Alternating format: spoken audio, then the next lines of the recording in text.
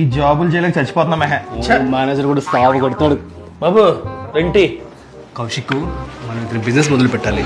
పెడదాం కానీ ఇలా చిన్నగా కాదు, పెడితే పెద్దగా మొదలు పెడదాం. కొడితే కుంభస్థలం కొట్టాలన్నమాట. నేను చెప్పేది అది కదా. పట్టుకో.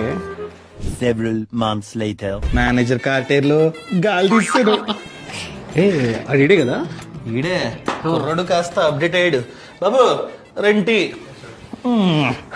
కౌశిక్, మనం ఒక పెద్ద బిజినెస్ మొదలు పెట్టాలి. పెద్దగా పెడదాం, ఈళ్ళగా చిన్నగా కాదు. ఏం మొదలు పెడదాం ఆలోచిద్దాం. టీ దాకా ఫస్ట్ అయితే Many months later. జనవరి 1 కల్లా ఎలాగైనా బిజినెస్ మొదలు పెట్టాలి. అవును. ఏం తీసుకుందాం? 2 banana milk shake, 2 banana milk shake. ఏంటరా ఇంత ఫాస్ట్ గా అప్గ్రేడ్ అయిపోతున్నాడు? కౌశిక్, అయినా అది చిన్న కేఫే, మనం పెద్ద బిజినెస్ మొదలు పెడదాం. సర్లే, ఇలా చిన్నగా కాకపోయినా పెద్దగా మొదలు పెడదాంలే. 6 months later. కౌశిక్, ఆకలిస్తుంది వస్తాంగా రెస్టారెంట్ కి. అసలు ఈ ముందు కదా రెస్టారెంట్ అంబియన్స్ కదా. ఏమైంది? ఆడినవాడు వాడే. ఏంటి ఇంతలా అప్గ్రేడ్ అయిపోయాడు?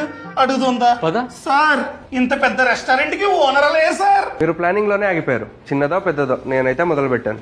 మనం ఇంకా పెద్దది మొదలు పెడదాం.